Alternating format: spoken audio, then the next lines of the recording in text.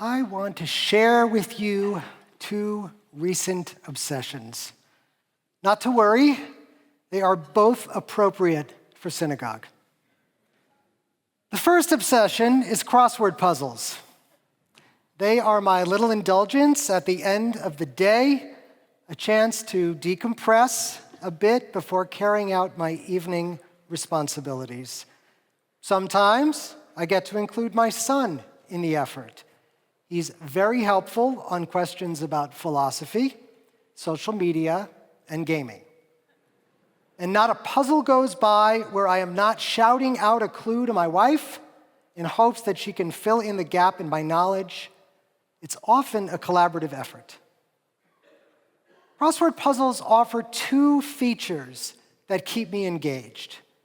The first is the requirement to understand the clues from an unconventional or alternative perspective.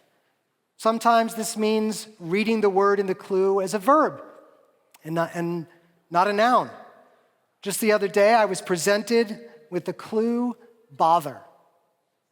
This could be a noun like nuisance, or it could be a verb like nudge. It was the verb.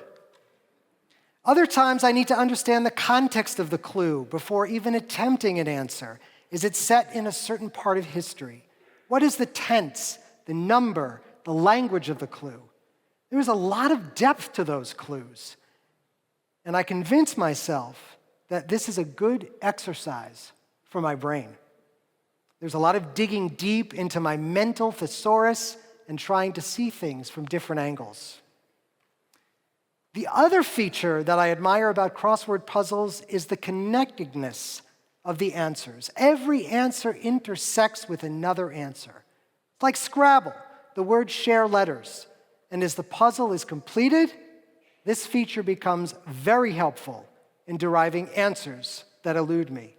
For example, if one down is plasma, then it makes it easier to complete the 5-letter answer starting at the letter S, when the clue is made off with. It was stole.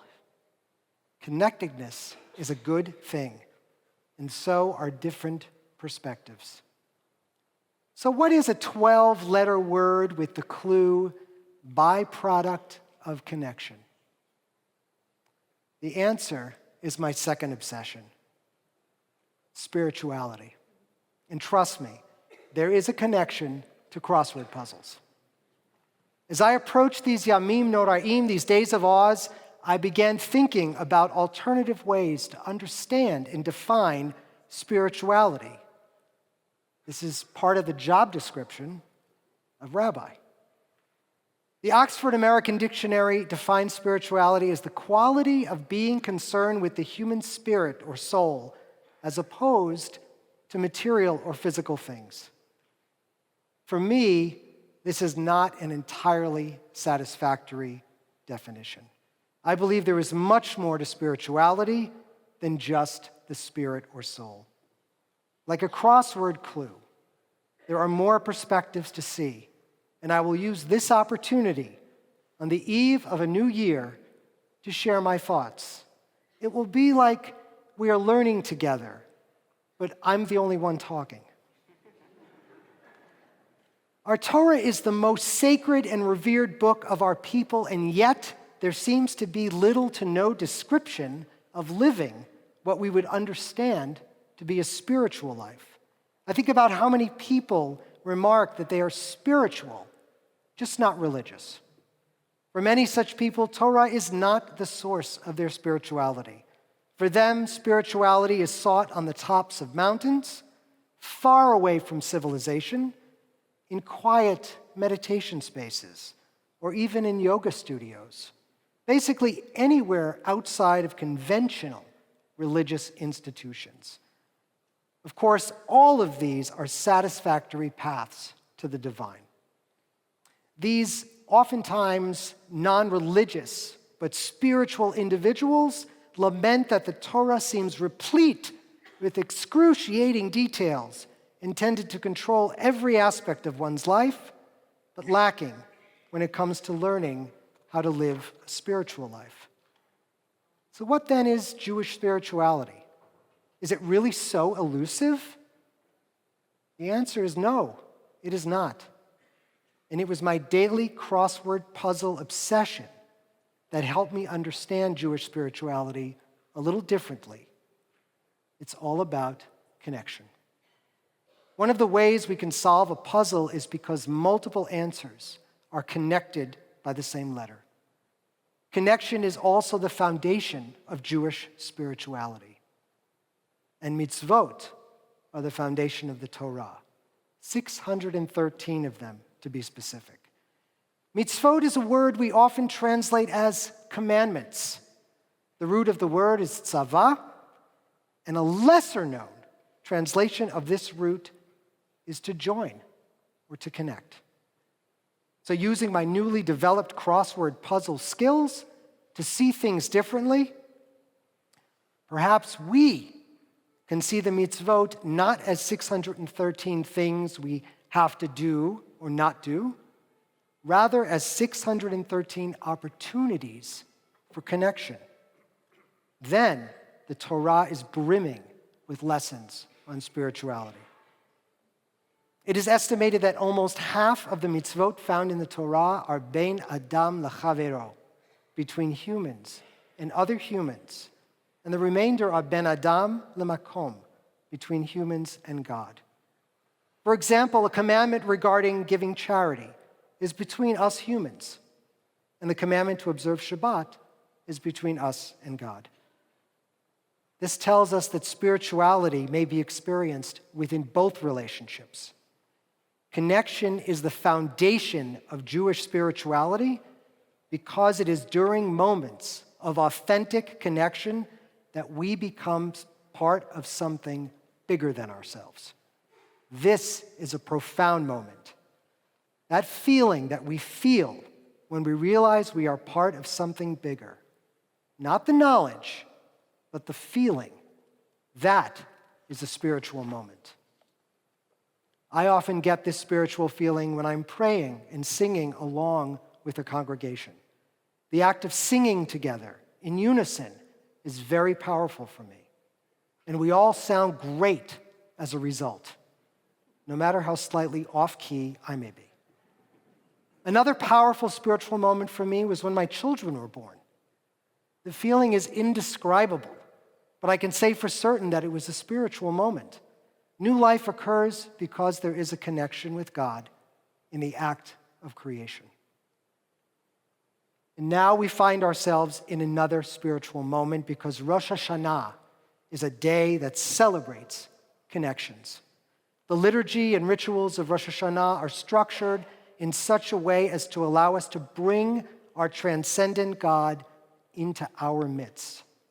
We find this in the Avinu Malkeinu prayer, in which we address God as parent, Avinu, while also recognizing God's transcendent monarchy, Malkeinu. It is about our relationship, our connection to the divine. This prayer, like many of our prayers, is said in the first person plural possessive. Our parent, our ruler. We recite it together, connected as a community. The one mitzvah, or opportunity for connection, unique to Rosh Hashanah, is the sounding of the shofar. And it can be found in Bamidbar, Numbers, the book of Numbers. In the 7th month, on the first day of the month, you shall observe a Mikra Kodesh, a sacred assembly. You shall not work at your occupations. You shall observe it as a day when the horn is sounded. In addition to trumpeting the coronation of God as our sovereign, the shofar blast is also used to assemble the community, specifically to create a holy assembly.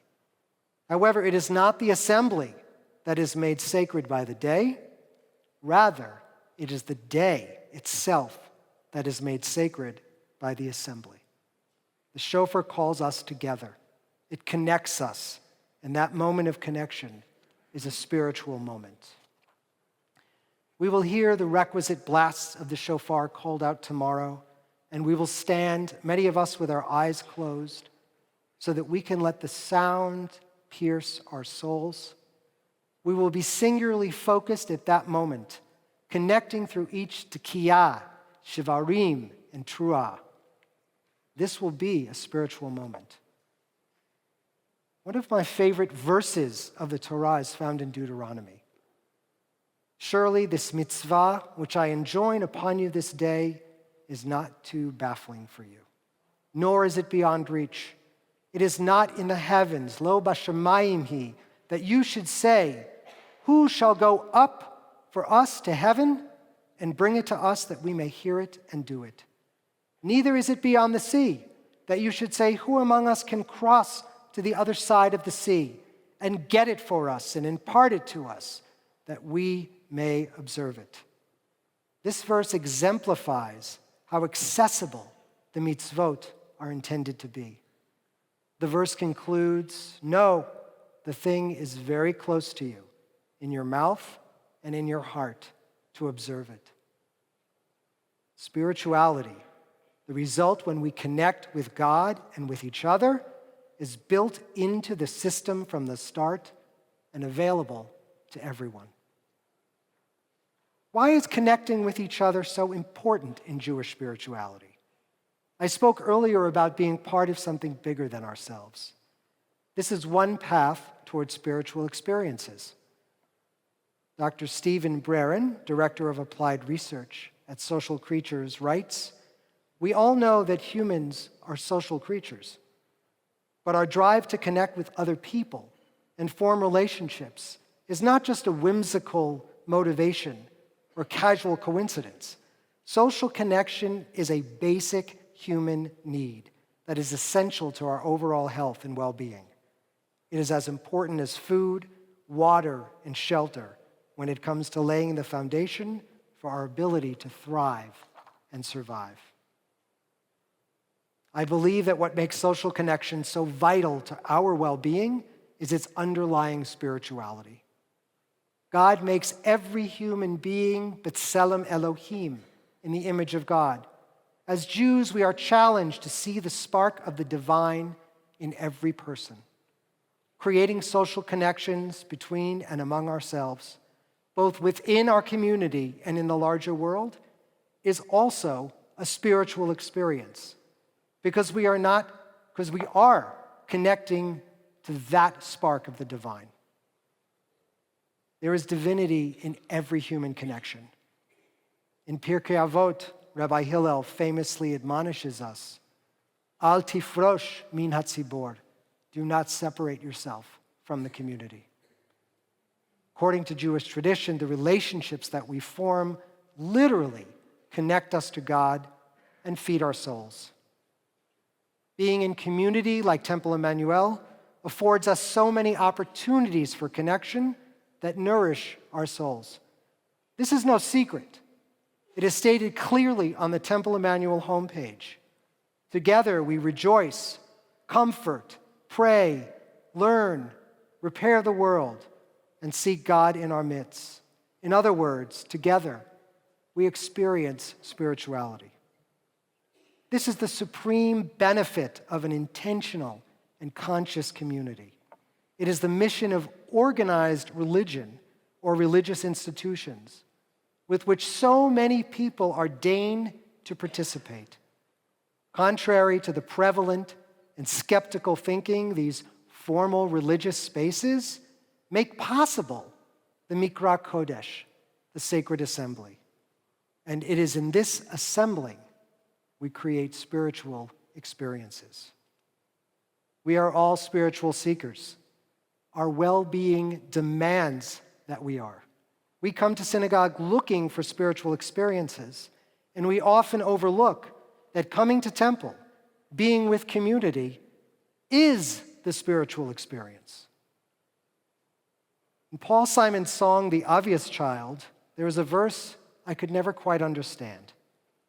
The cross is in the ballpark. When I think about this verse in the context of intentional community, I now understand it. The ballpark is a place where a team works together and where fans come together to cheer them on. There is a common interest, a shared moment in time. Yes, moments of spirituality can even be found in the ballpark or stadium or arena. Although it can be hard to feel connected these days, there are so many things that divide us, and this division makes our spiritual work a little more difficult. Let's use this liminal moment, the start of our new year, to do something together. Right now, we will take a moment to catch our breath, because in our breath is the seat of our spirituality. So I invite everyone to take a slow breath in. Hold it. And now exhale all. That was 5785. During this Rosh Hashanah, I pray that the sounds of the shofar remind us that in every moment we stand in sacred assembly, and that in seeking God and one another, we find the connections and spiritual depth that our souls so desperately crave. May you be written and sealed for a good and spiritual year. L'shana tova v'ruchanit tikatevu v'tichatemu.